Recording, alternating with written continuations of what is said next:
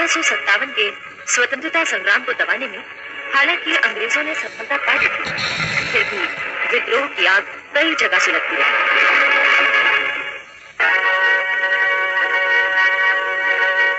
मुस्लिम संप्रदाय का एक धार्मिक वर्ग जो वहाबी के नाम से विख्यात था, अंग्रेजों का लगातार विरोध करता रहा। इस आंदोलन का जोर उत्तर भारत में था। पेशावर और पटना में इसके केंद्र थे। वहाबियों का संगठन इतना मजबूत था कि सन 1830 में इन्होंने पेशावर पर अधिकार कर लिया था। उधर दक्षिण बंगाल में 24 परगना, नदिया और फरीदपुर में भी वहाबियों का अच्छा प्रभाव था। वहां के किसान तीतू मियां के नेतृत्व में विद्रोह के लिए उठ खड़े हुए थे और अंग्रेजी राज समाप्त होने की घोषणा कर दी थी। चारों ओर विद्रोह फैल गया। आखिर अंग्रेजों की सेना विद्रोहियों को दबाने के लिए आ गई। खुला संघर्ष हुआ। तीतू मियां मारे गए और 340 वहाबी पकड़े गए। इस तरह वहाबी आंदोलन, जो शुरू में धार्मिक रंग लिए हुए था, अंग्रेज विरोधी हो गया और आजादी का समर्थक बन गया। उधर सीमा प्रांत के वहाबियों ने अंग्रेजों से 1858 और 1863 में 2 बार युद्ध लड़ा। आखिर दिसंबर 1863 में अंग्रेजी सेना ने मलका के मजबूत किले को जीतकर वहाबी आंदोलन पर भारी चोट दी। अंग्रेजों ने सीमा प्रांत के वहाबियों को पकड़कर उन पर मुकदमे चलाए। सन 1871 में एक वहाबी नेता अमीर खां पर मुकदमा चलाया गया। वहाबियों ने पैरवी करने के लिए मशहूर अंग्रेज वकील मिस्टर एनएसटी को खड़ा किया। मिस्टर एनएसटी ने अंग्रेज होकर भी वहाबियों के पक्ष को बड़ी मजबूती से अदालत में रखा। उनकी दलीलों को वहाबियों ने पुस्तक रूप में प्रकाशित कर दिया, जिससे उनका अच्छा प्रचार हुआ। जज ने मुकदमा तो खारिज कर दिया, किंतु अमीर खां को नहीं छोड़ा गया। ये अंग्रेजों के काले कानूनों का एक नमूना था। इस पर एक दिन मौका पाकर अब्दुल्ला नामक एक वहाबी ने जज पर छुरे से हमला कर दिया। बाद में इसके लिए अब्दुल्ला को फांसी हो गई। उधर पटना में वहाबी आंदोलन के नेता थे मौलवी अहमदुल्ला। इन पर ब्रिटिश सरकार के खिलाफ योजना बनाने और सीमा प्रांत के विद्रोहियों की मदद करने का आरोप था। मौलवी अहमदुल्ला पर फौरन मुकदमा चलाया गया। झूठे गवाहों के बयान दिए गए और मौत की सजा दी गई। लेकिन बाद में हाई कोर्ट ने उस सजा को आजीवन कारावास में बदल दिया। इस फैसले के तुरंत बाद मौलवी अहमदुल्ला को अंडमान भेज दिया गया और पटना में उनकी संपत्ति नीलाम कर दी गई। इतिहासकार लिखते हैं कि अंडमान पहुंचकर भी मौलवी अहमदुल्ला इस आंदोलन को जीवित रखने का लगातार प्रयत्न करते रहे। भारतीय स्वतंत्रता आंदोलन के इतिहास में कूका विद्रोह का अपना अलग ही महत्व है। सतगुरु राम सिंह इस आंदोलन के नेता थे। सतगुरु राम सिंह का जन्म लुधियाना के भेड़ी गांव में हुआ था। वो कम उम्र में महाराजा रणजीत सिंह की सेना में भर्ती हो गए थे, किंतु जब बाद में इस राज्य को अंग्रेजों ने अपने साम्राज्य में मिला लिया तो चारों तरफ बेचैनी फैल गई। सतगुरु राम सिंह बहुत दुखी हुए। उन्होंने सोचा कि अंग्रेजों की गुलामी से छुटकारा पाने का अब कोई रास्ता नहीं है। इसलिए उन्होंने सब तरफ से ध्यान हटाकर भजन पूजन में मन लगा लिया। सतगुरु राम सिंह की भक्ति का इतना यश फैला कि भेड़ी एक तीर्थ स्थान बन गया। अनेक लोग उनके शिष्य बन गए।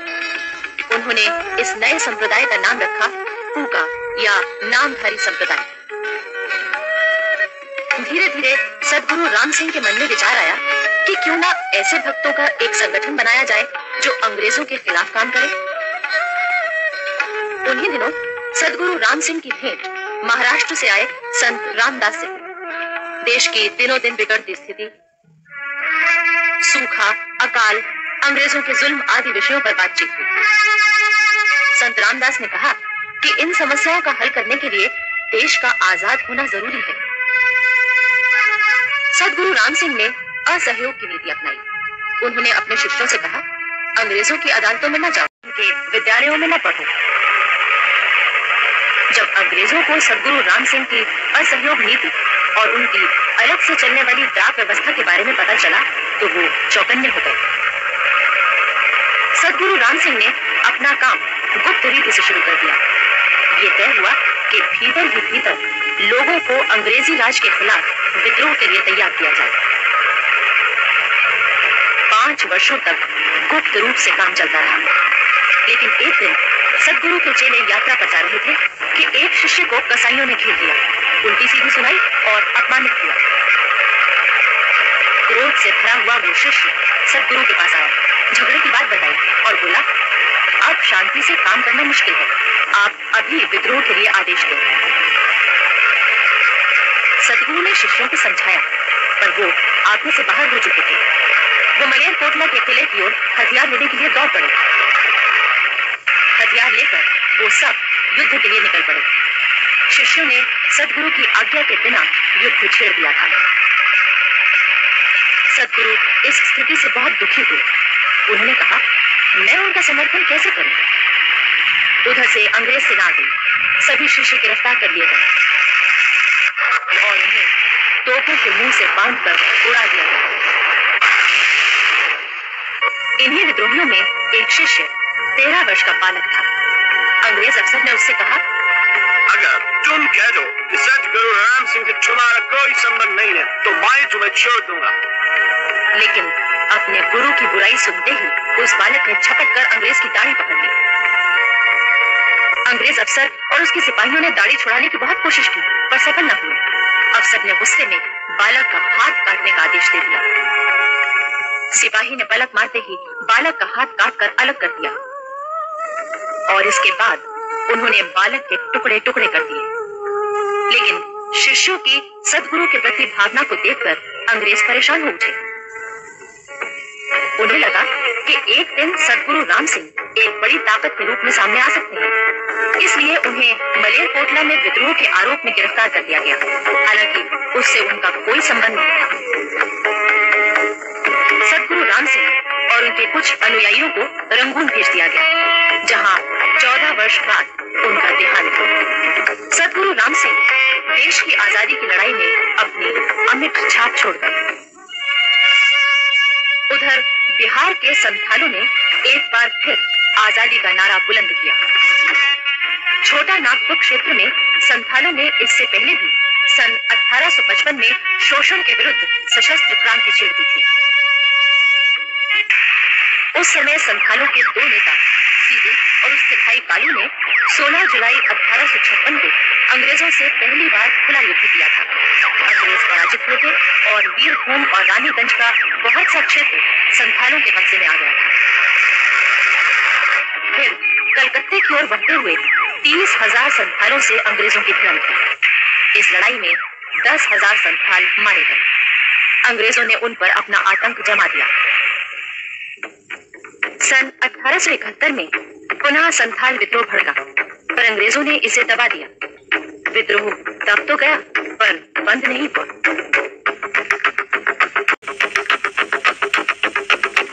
इसके बाद बिहार के रांची और सिंहभूम जिलों के मुंडा आदिवासियों ने अंग्रेजों के शोषण और अत्याचार के खिलाफ फिर विद्रोह किया। इस विद्रोह का नेता था एक युवक, मुंडा बिरसा। बिरसा कुछ पढ़े लिखे थे। उन्होंने उस समय के समाज और शासन की स्थिति देखकर ये महसूस किया कि न्याय पर आधारित भूमि व्यवस्था और शोषण से बचने के लिए लंबा संघर्ष करना होगा। दूसरी ओर बिरसा ने आदिवासी समाज की जिस तरह सेवा की, उससे वो जल्दी ही लोकप्रिय हो गए। बिरसा ने जहां आदिवासियों में व्याप्त अंधविश्वासों को दूर किया, वहीं ईसाई मिशनरियों के फैलते प्रभाव को भी रोकने की कोशिश की। उन्होंने किसानों को शोषण के खिलाफ जगाया। आखिर मुंडा बिरसा की लोकप्रियता और शोषण विरोधी कार्यों को देखकर अंग्रेजों ने उन्हें गिरफ्तार करने की कोशिश की। इस पर मुंडा आदिवासियों ने जिहाद छेड़ दिया। फिर भी अंग्रेजों ने बिरसा को एक रात गिरफ्तार कर ही लिया। बिरसा को 2 साल की सजा देकर हजारीबाग जेल में रखा गया। जेल में वो हमेशा आदिवासियों के अधिकारों की रक्षा के लिए सोचते रहते। 2 साल बाद जब मुंडा बिरसा जेल से छूटे तो उन्होंने चरखेद में एक सभा की। प्राचीन मुंडा राज्य के ऐतिहासिक स्थलों और मंदिरों के दर्शनों की योजना और राजनैतिक चेतना जागृत करने की कार्रवाई शुरू की। इस पर अंग्रेज फिर उन्हें पकड़ने के लिए आए, पर मुंडा बिरसा कहाँ हाथ आने वाले थे। वो आदिवासियों का संगठन कर उन्हें विद्रोह के लिए तैयार करने में जुट गए। उन्होंने अपनी गतिविधियों का केंद्र डुमरी में बनाया, जो चारों ओर से पहाड़ियों से घिरा है। होली के अवसर पर आयोजित सभा में ब्रिटिश सरकार और महारानी विक्टोरिया के पुतले जलाए गए। इसके साथ ही बड़े पैमाने पर विद्रोह की योजना बनाई गई। ब्रिटिश अधिकारियों को हटाकर बिरसा के नेतृत्व में नए राज्य की स्थापना की तैयारी शुरू हो गई। आखिर योजना के अनुसार सिंहभूम जिले के चक्रधरपुर, रांची के खूंटी, कर्रा, तोरपा, तसार और बलिया में विद्रोह भड़क उठा। अंग्रेज सेना तुरंत विद्रोहियों को दबाने के लिए सक्रिय हो उठी। सैल रकाब की पहाड़ी पर जबरदस्त युद्ध हुआ। आदिवासी तीरों और पत्थरों से अंग्रेजों की गोलियों का मुकाबला कर रहे थे।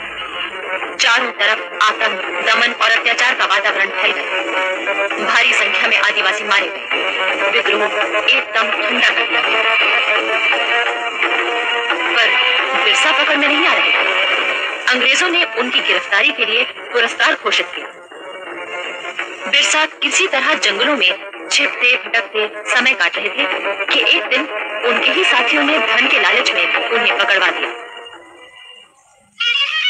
जेल की कैद में बिरसा का स्वास्थ्य बिगड़ गया और उनका देहांत हो गया।